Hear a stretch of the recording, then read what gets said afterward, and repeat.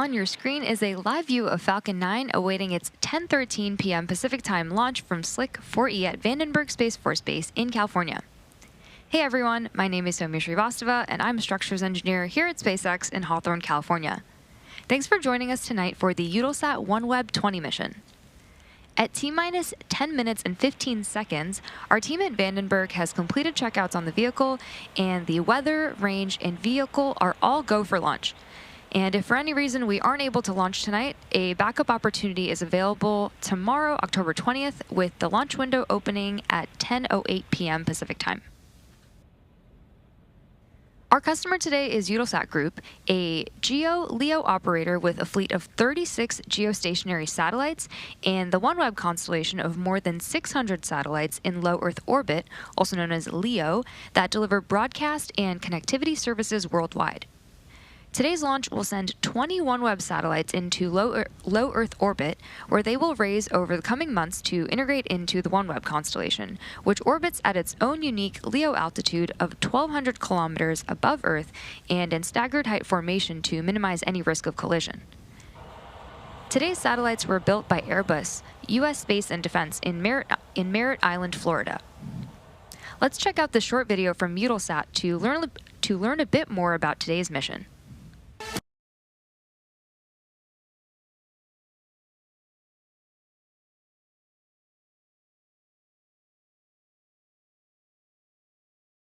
And if you're just joining us, welcome here to the launch pad and our live launch coverage of OneWeb 20 launching on a SpaceX Falcon 9 from Slick 4E at Vandenberg Space Force Base in California. If it's your first time here, though, welcome. My name's Zach. I'm the founder and host here at the launch pad. And here at the launch pad network, it's our mission to inform and inspire the explorers of tomorrow, because we believe that space is better together. And it's so great to have so many of you joining us here live. We got P in Montana. We got Pranay in India. We got Johan in Cape Town, South Africa. It's great to have you here. I see Australia, Southern California, Indiana, Lompoc, North California, and Sacramento. Great having you all joining us here. We are at 8 minutes, 12 seconds and counting, waiting for that next call out of engine chill. And if you were wondering, wait, did he say a OneWeb launch on a SpaceX Falcon 9?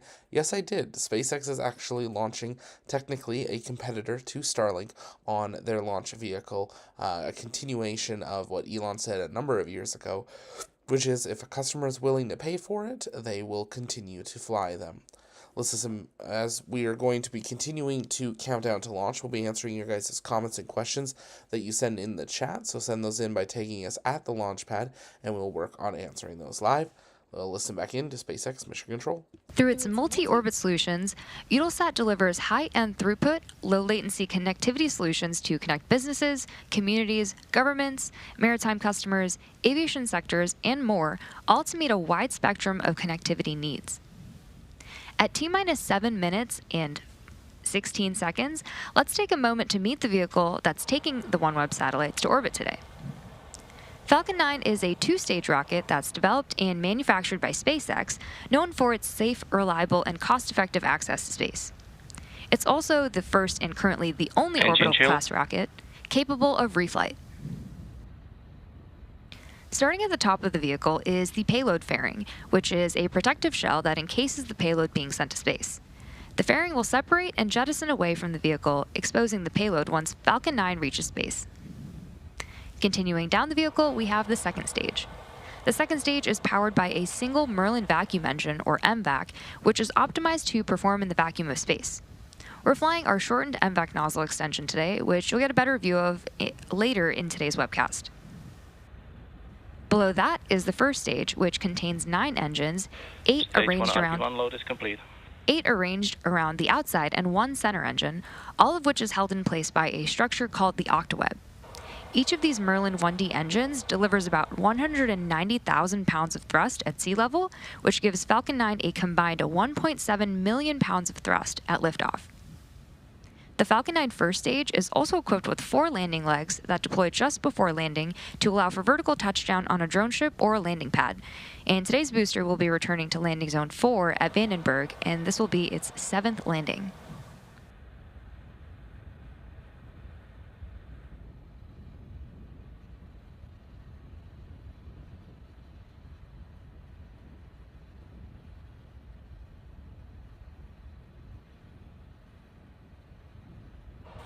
Coming up shortly, the transport director, which is also known as the strongback or TE, will retract away from Falcon. The TE is the large truss structure that you see there that's right next to the rocket.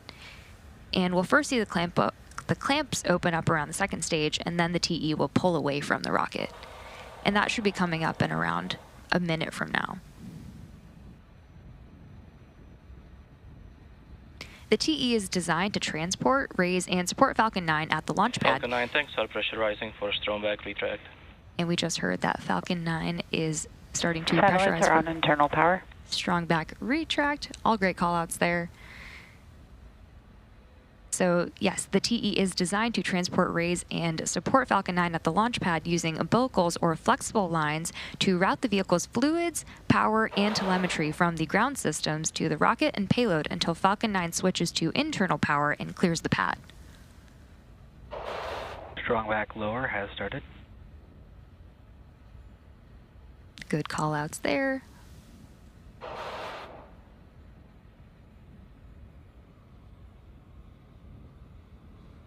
And there we see those clamp arms opening up and pulling away from stage 2.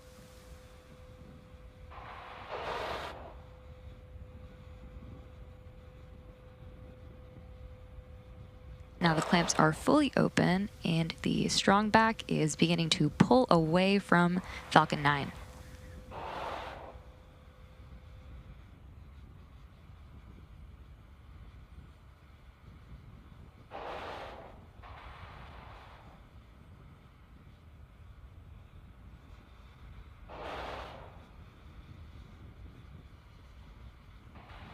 So as the strongback continues to recline away from Falcon 9, at this point in the countdown, both the first and second stages are nearly fully loaded with 1 million pounds of rocket-grade kerosene fuel and liquid oxygen.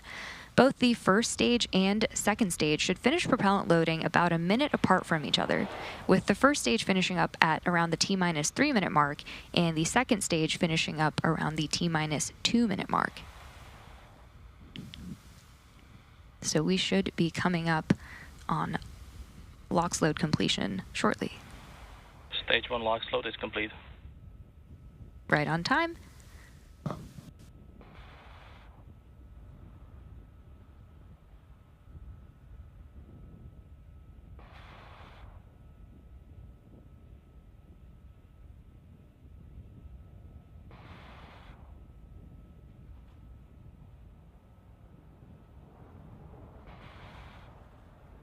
So in around 30 seconds, the second stage should finish up with propellant loading. And then at around T-minus 60 seconds, Falcon 9 will be in startup. And that is when the rocket's autonomous internal flight computers will have taken over the launch countdown. And then just inside of T-minus 2 seconds, we will light the M1D engines for liftoff.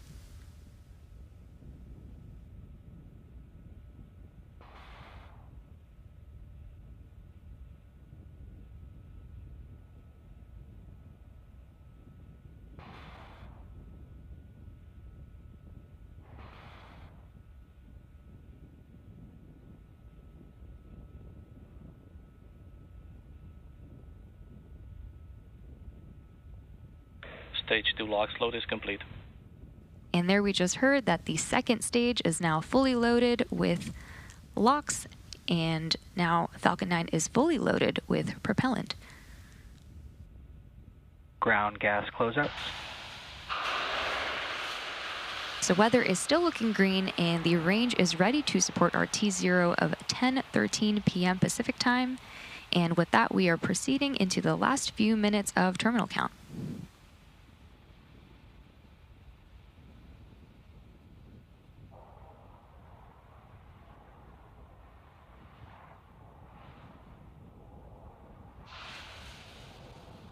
Falcon 9 is in startup. And there you just heard that call out for Falcon 9 in startup, which means that the internal flight computers have taken over the launch countdown. The launch director will be giving... LD is go for launch. The launch director has given the final go for launch. So at T-minus 37 seconds, all systems are go for the launch of Falcon 9. T-minus 30 seconds.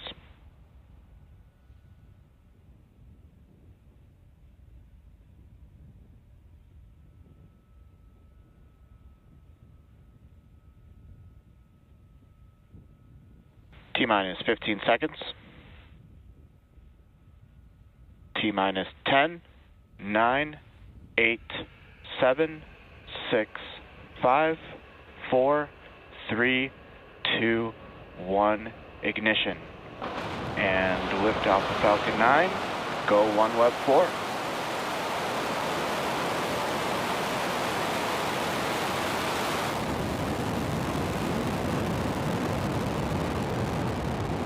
Vehicle is pitching downrange. Stage 1 propulsion is nominal.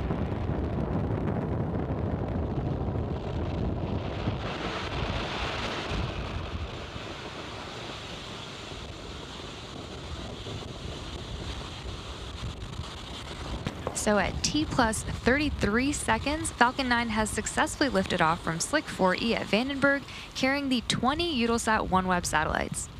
During ascent, we tilt or gimbal the engines to turn the rocket horizontally into what we call a gravity turn, to put the rocket on its path to orbit. And moments ago, we throttled the engines down in preparation for max Q, or maximum aerodynamic pressure, Vehicle is supersonic. which is coming up in a few seconds.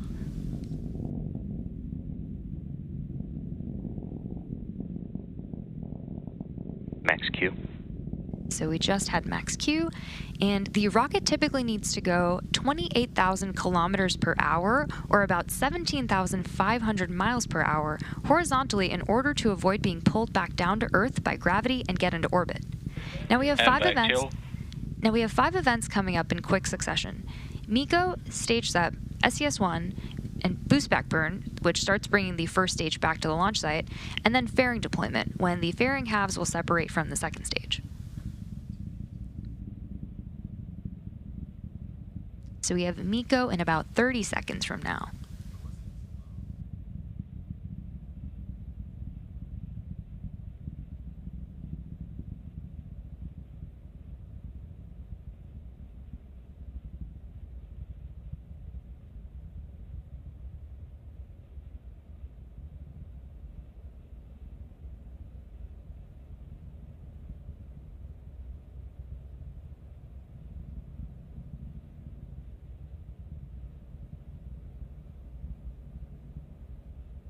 Main engine cut off.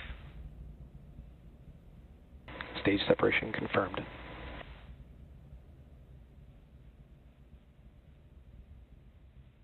MVAC ignition. Stage 1 boost back startup. And there you heard and maybe even saw MECO, stage SEP, SES-1, and the start of boost back burn, which will last for just under 1 minute. We have some really awesome views on screen right now. And coming up next, we have fairing separation, which is in a few seconds.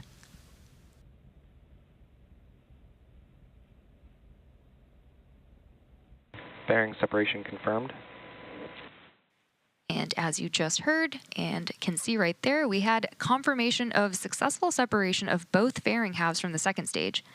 Both of the fairing halves on today's mission are flight proven, with one half flying for its 11th time and the other for its 13th.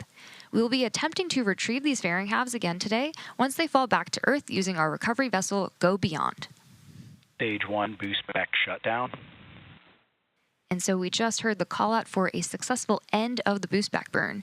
And the first stage booster is now flying back to Vandenberg Space Force Base for a landing on Landing Zone 4, which is just 1,400 feet away from the launch pad where it took off.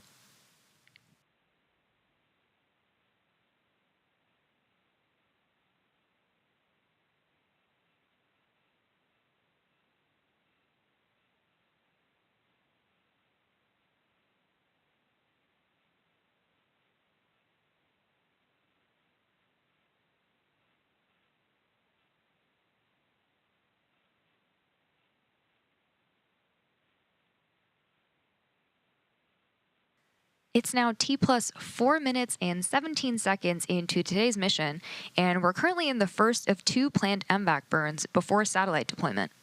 Just over 6 minutes into flight, you should see the start of our first stage's entry burn, and for the entry burn, we relight 3 M1D engines 1, 5, and 9, which slow down the vehicle as it passes back into the Earth's atmosphere.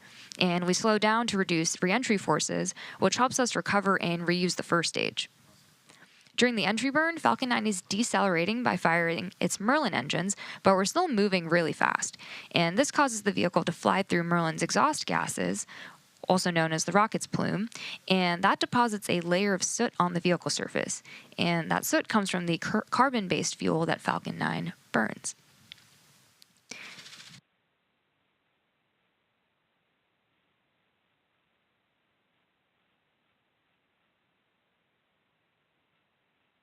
The Merlins on the first stage are optimized for sea level, and these achieve 190,000 pounds of thrust during ascent and reentry. The MVAC engine is optimized for 220,500 pounds of thrust in vacuum, and on your screen you'll notice a shorter nozzle that's attached to the Merlin vacuum engine. And our teams use a shorter nozzle when we don't need as much performance to get the payload to its final destination. But we still fly full-size MVAC nozzles on missions that require a more significant amount of thrust from Stage 2 or ones that contain a heavier payload. Entry burn is going to come up shortly, and so we should be able to see that on Stage 1 when the engines relight.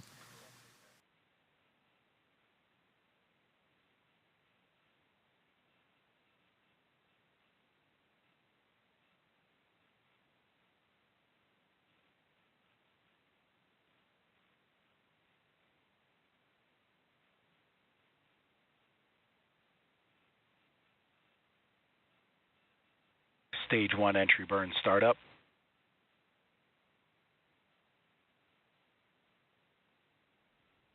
So entry burn has just begun.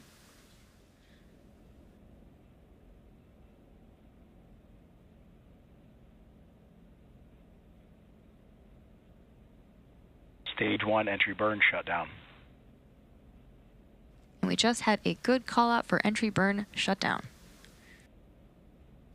Reusability is key to lowering the cost of spaceflight, which enables more investment in critical scientific research. And the Falcon 9 first stage that is supporting today's mission just performed that entry burn for its 7th time. And this booster has previously supported the USSF 62 mission as well as 5 Starlink missions.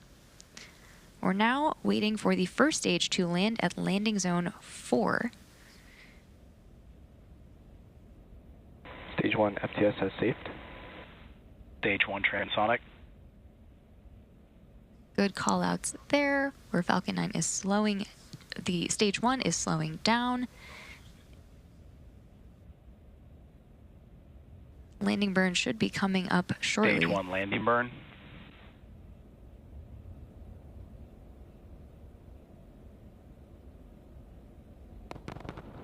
And there we have a Stage 2 is landing terminal burn guidance. where engine 9 has relit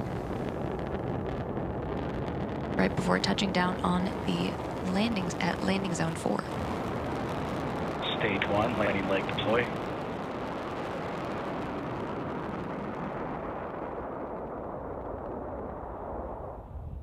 Stage 1 landing confirmed. And there you have it. That landing Stage marks 2 SpaceX's FTS 357th recovery of an orbital class rocket, including first stage landings for Falcon 9 and Falcon Heavy. And we are now waiting for second engine cutoff, which is coming up next.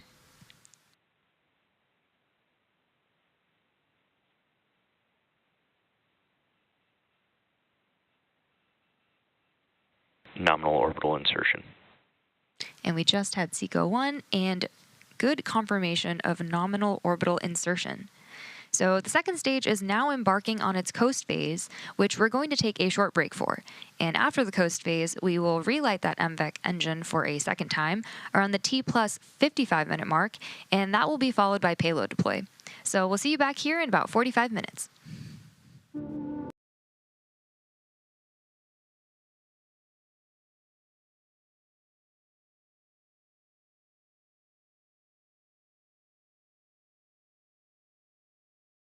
And if you're just joining us, you are looking at a live view from the second stage of Falcon 9, which is currently carrying the OneWeb 20 mission in low Earth orbit. It is in a stable parking orbit, but it does have some time until it gets to that deployment. Deployment expected to begin with the first pair 59 minutes 3 seconds into flight, with deployments in pairs running all the way to 1 hour 18 minutes 53 seconds into flight. We'll hopefully have live views of that here this evening. We do have one more burn, as she said.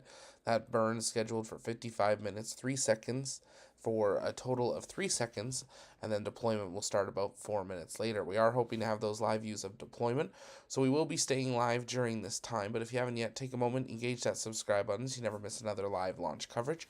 Also head over to tlpnetwork.com to stay up to date on our launch center of all upcoming launches and up to date on the latest space news. We're going to take a little commentary break, but sit back, relax, and wait with us as we stand by and await that final burn and then payload deployment. If you have questions, you can keep sending those in the chat by tagging us at the launch pad. We'll try to answer some of those in the chat as well. Stay with us.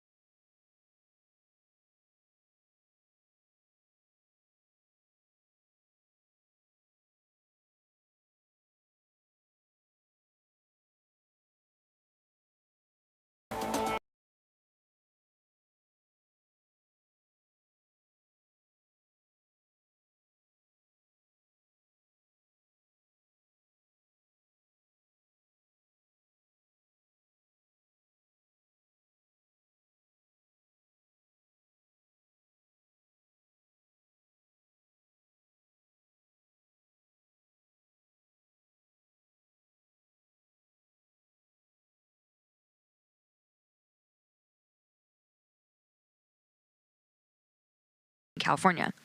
We had a successful ascent, fairing separation, and second stage orbital insertion.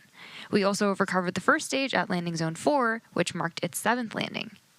So we're now seconds away from a second ignition of the MVAC, which will carry the second stage and the OneWeb payload into the orbit necessary to deploy the satellites. This burn will be quick, and it's only going to last a couple of seconds. And it's coming up in about 15 seconds from now.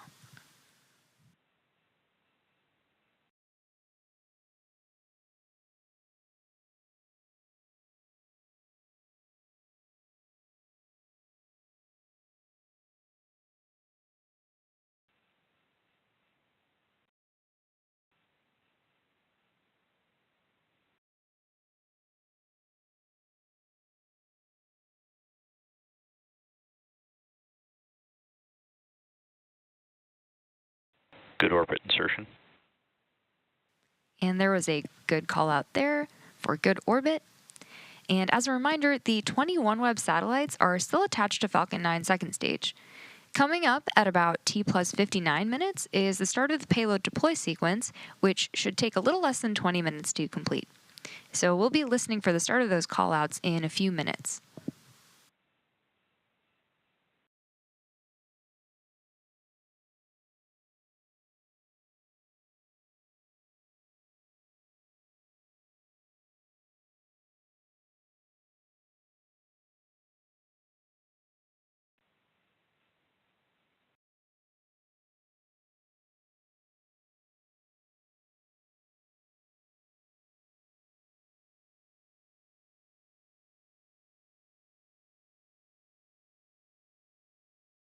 So now we're just a couple of minutes away from payload deploy, and our initial burn and orbit insertion put us into an elliptical orbit, which is one where the highest point, the apogee, and the lowest point, the perigee of the orbit, are different.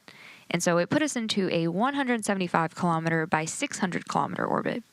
And that last short burn that we just saw put us into a circular orbit for payload deployment into a 600 kilometer by 600 kilometer orbit. So it turns out from orbital mechanics that a burn along the direction of travel raises the opposite side of the ellipse, which is why we took that burn at apogee to raise the perigee.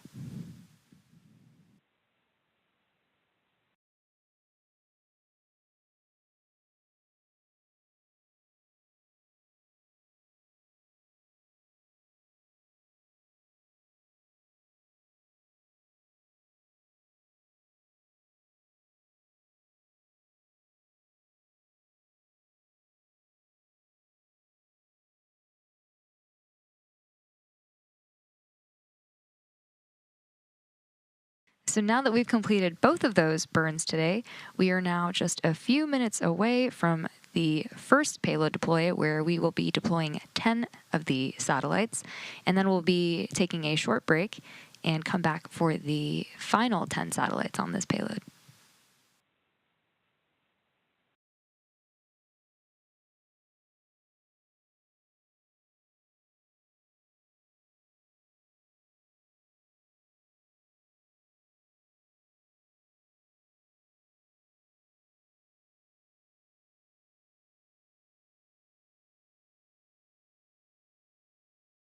As a reminder, our customer today is Eutelsat Group, which operates a fleet of 35 geostationary satellites and a constellation of more than 600 satellites in low Earth orbit to deliver broadcast and connectivity services worldwide. The 20 OneWeb LEO satellites launching today were built by Airbus U.S. Space and Defense in Merritt Island, Florida. And once deployed, they will continue to raise their orbit over the coming months and will be integrated into the OneWeb LEO constellation. So we should start seeing deployment of the first 20 Eutelsat of the first 10 of the 20 Eutelsat OneWeb satellites in the next few seconds here.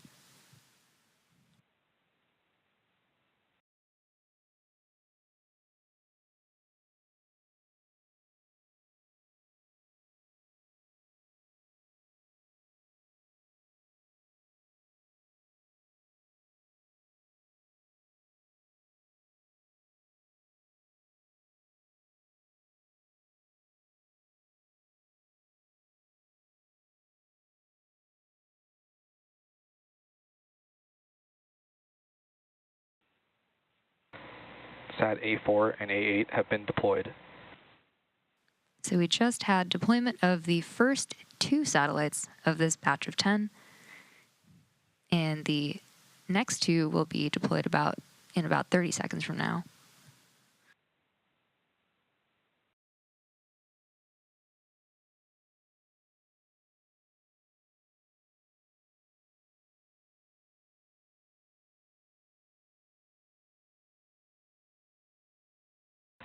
Sat A3 and A7 have been deployed. Good call out there for the next pair that have just deployed.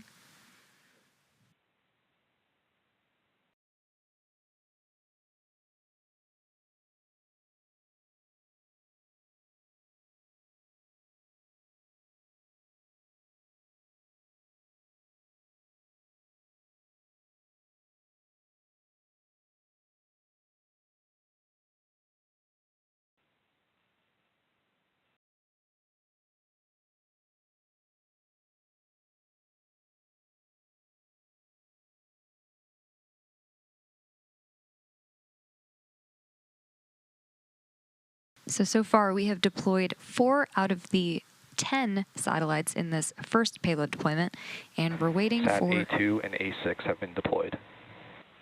And there we just heard the next pair have been deployed, so there's 4 more remaining.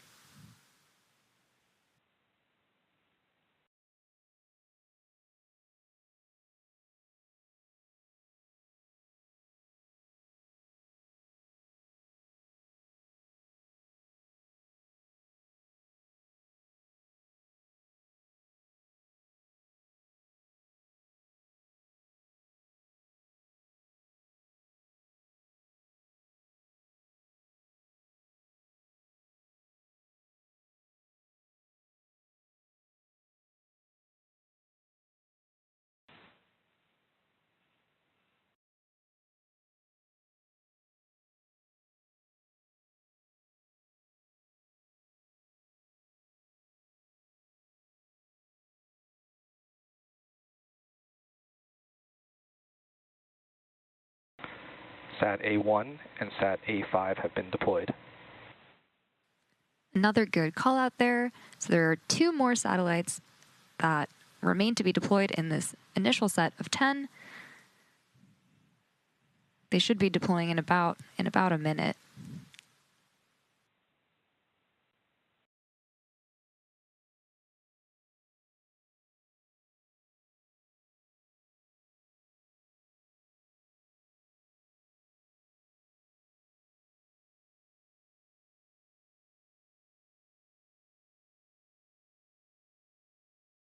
Sat B4 and B8 have been deployed. And great call outs there. So we've now deployed 10 out of the 20 satellites, and we now have a second roughly 10-minute coast phase, which we're going to take another short break for. And after the coast phase, we'll be back to deploy the remaining 10 satellites just after the T plus 1 hour and 12-minute mark. So we'll see you back here in about 10 minutes.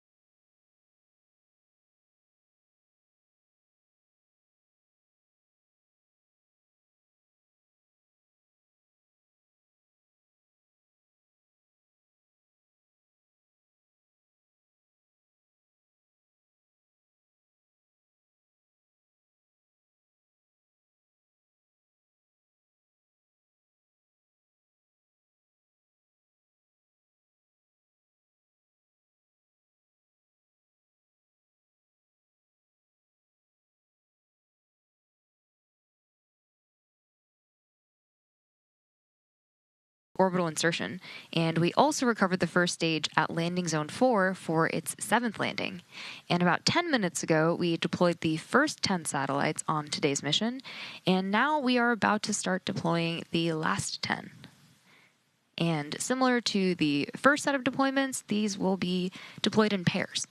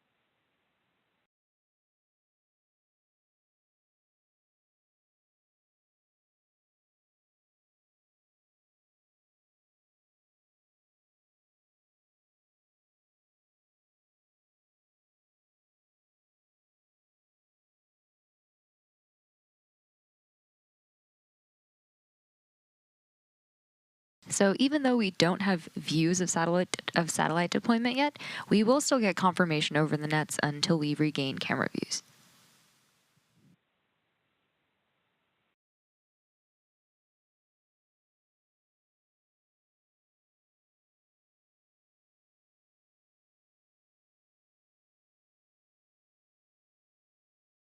So we are currently standing by for those callouts, and we will share them as soon as we hear them.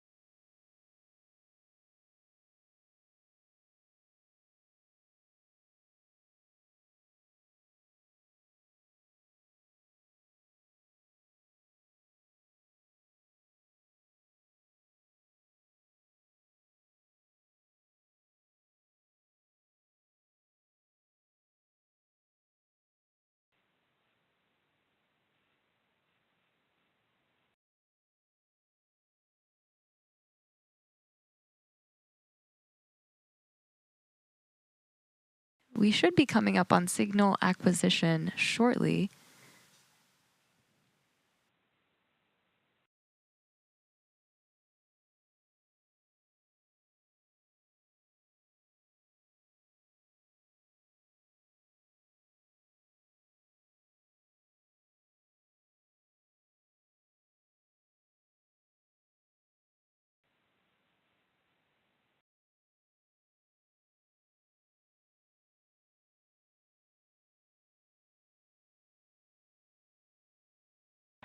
Sat B1 and B5 separation confirmed. Good callouts there for the first 2 of this batch of 10. Sat B2 and B6 separation confirmed. And a great view of that pair deploying. So far we've now deployed a total of 14 of the 20 satellites aboard today's mission.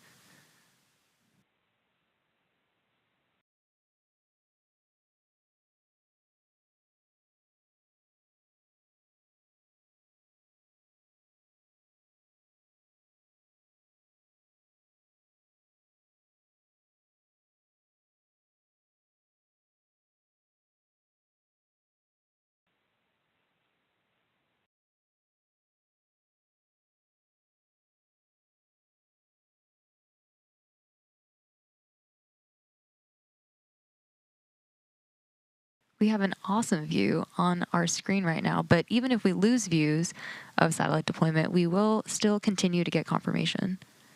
Sat C1 and C5 separation confirmed. And another 2 have deployed, and we got an awesome view of that deployment as well.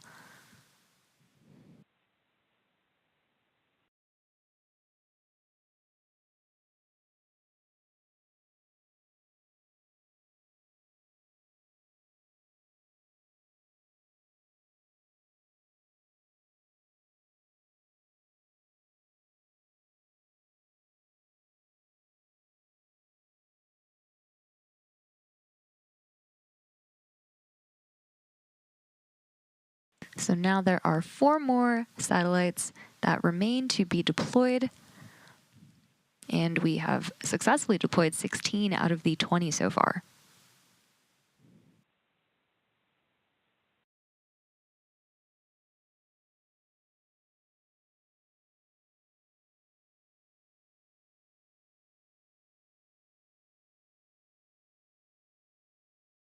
The satellites that you see on your screen right now were built by Sat B3 and B7 separation confirmed. another successful deployment of 2 more satellites. These satellites were built by Airbus US Space and Defense in Merritt Island, Florida. And so now there are the final 2 satellites that remain to be deployed from the set of 20.